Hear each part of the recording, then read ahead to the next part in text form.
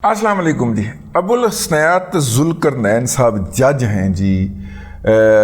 वो official secret act वाले case के अंदर जिसमें इमरान अहमद खान नियाज़ी साहब के ऊपर इल्ज़ाम है कि उन्होंने सरकारी जो एक दस्तावीज़ थी जो कि उन्होंने उसको अफशा किया, जिसको हम साइफ़र कहते हैं, साइफ़र का अख्फा किया, तो उन्होंने अपने उसके साथ वायलेशन की। हालांकि केस फाइल हुआ है ऑफिशियल सीक्रेट एक्ट के, उन्होंने सरकारी दस्तावेज़ात जो थी उनको अख्फा किया। हालांकि केस उनके ख़िलाफ़ होना चाहिए कि उन्होंने अपना हलफ तोड़ा, क्योंकि हलफ के अंदर ये वाज़ी तौर पे लिखा हुआ है कि सरकार के मुतल्लक कुछ इतलात जो मेरे इल्म में आए या लाई जाएँ, मैं इनको किसी भी सूरत में किसी के साथ शेयर नहीं करूँगा ताआन के ये कौमी मफाद के लिए ज़रूरी हो।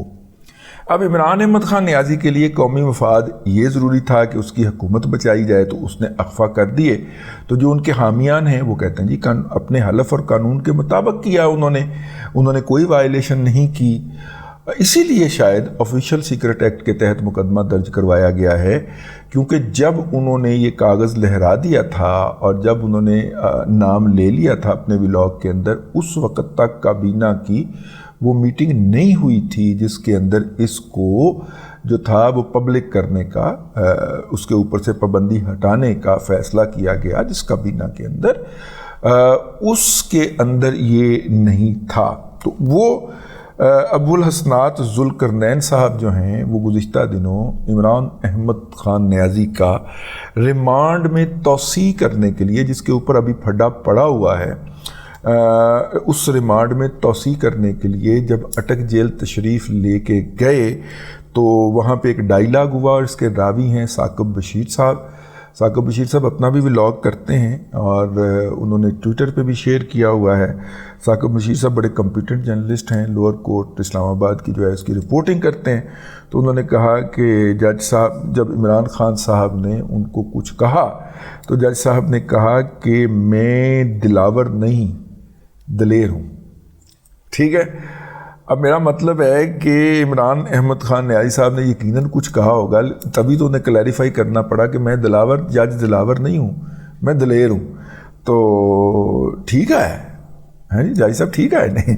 एनी हाउ, ये एक बात अभी ज़ेर बहस है, तो साथ में ये ख़बर भी आ गई को मुख्तलिफ़ किस्म की अफवाहें जो हैं वो इस वक्त मार्केट के अंदर गर्म है। और एक तो ये है कि जनाब आमियान जो है ना, ये चौकीदार हो गया, ये सिपाही रैंक के अफसर हो गए, हम तो सर अफसर ही कहते हैं ना आपको, ये पुलिस वाले सिपाही जी की बात है सर, मैं तो सिपाही आपको हैं सर।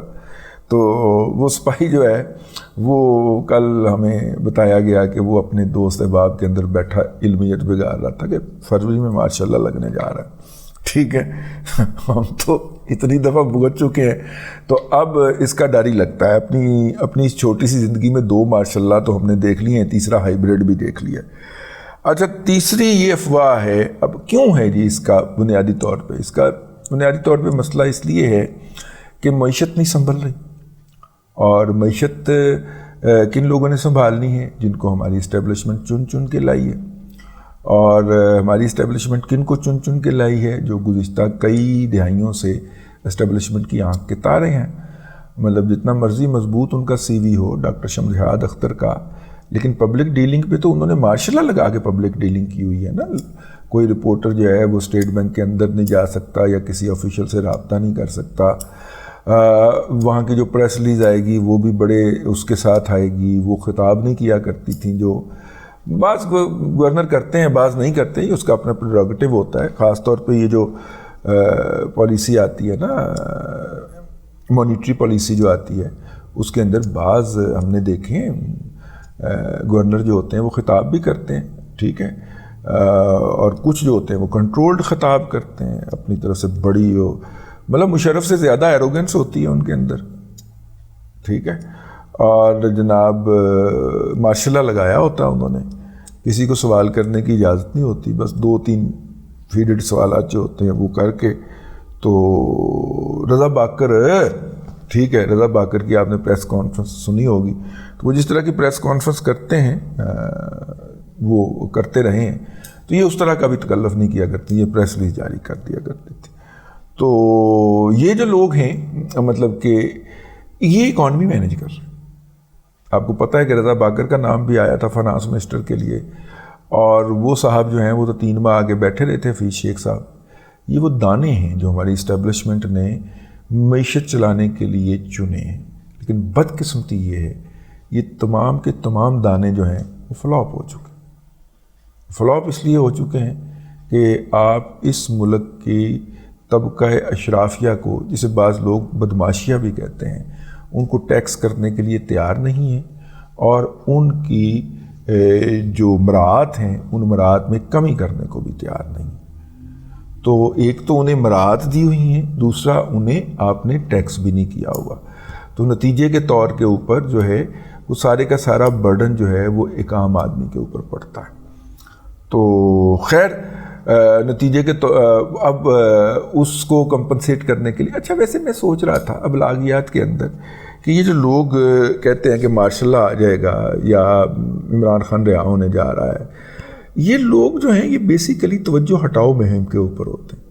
یہ اس کو سپن ڈاکٹرائن کہتے ہیں کہ ایک حکومت کے خلاف آج ہڑتال ہے جی، جماعت اسلامی نے جناب سراج الحق صاحب کی قیادت کے اندر ہڑتال کی کال دی تھی، تو لوگوں نے ہڑتال کر دی ہے، وہ کافی ٹھیک ٹھاک ہڑتال ہے، مؤثر ہڑتال ہے۔ تو جناب وہ اب اس سے توجہ ہٹانے کے لیے کیا کیا جائے؟ اس سے توجہ ہٹانے کے لیے پھر کچھ ایسی سپن ڈاکٹرائن کیا جاتا ہے، ایسی انفارمیشن چھوڑی جاتی ہیں کہ وہ زیر بحث نہ آئے، یہ چیزیں زیر بحث آ جائیں، ٹھیک ہے نا؟ ہاں لیکن اس کے اندر جو ہے وہ ماٹھے ہیں جی، ہماری ISPR بھی ماٹھا ہے اس حوالے سے۔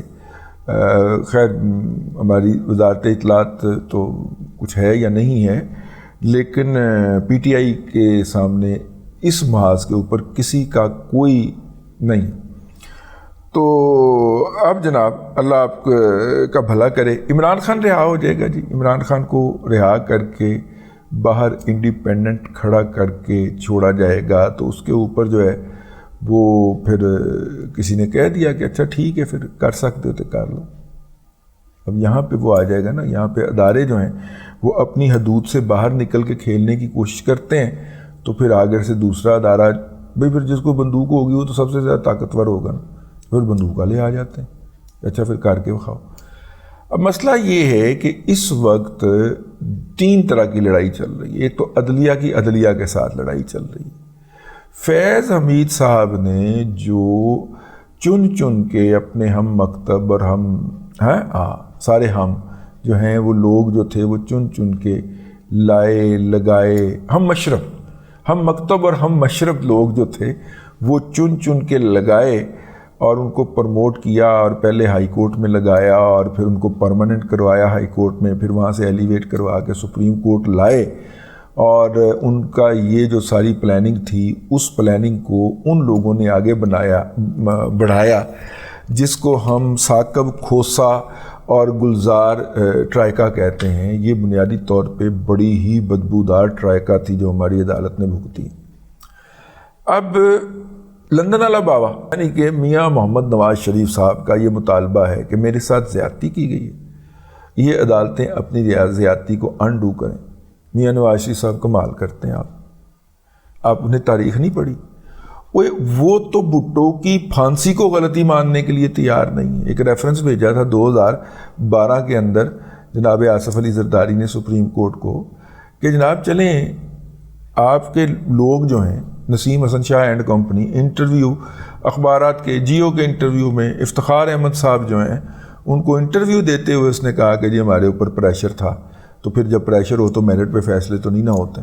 جب وہ مان گئے ہیں انفرادی سطح کے اوپر، تو آپ بھی ایز این انسٹیٹیوشن اس فیصلے کو روگ ڈیسیژن قرار دے کے تو اس کو کر دیجئے، مطلب کہ بھٹو صاحب کو آپ واپس تو نہیں لا سکتے نا، اس کو کر دیجئے، ٹھیک ہے نا؟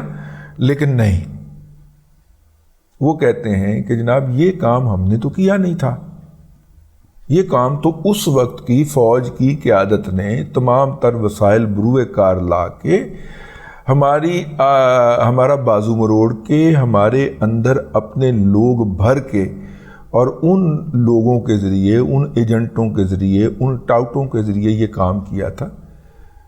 ہم یہ کام جو ہے یہ انڈو کر کے اپنے منہ کے اوپر مزید کالک نہیں ملنا چاہ رہے. اب تو ہمارے پاس یہ سٹانس ہے کہ جناب ہم نے، میرا مطلب ہے کہ لیکن اگر مستقبل کے اندر ہم یہ کام کرنے بیٹھ جاتے ہیں، ٹھیک ہے، تو اس کا مطلب ہے کہ یہ اس بات کا اعتراف ہوگا کہ یس ہم نے پہلے بھی گند کیا تھا اور اب بھی ہم گند کرنے جا رہے ہیں.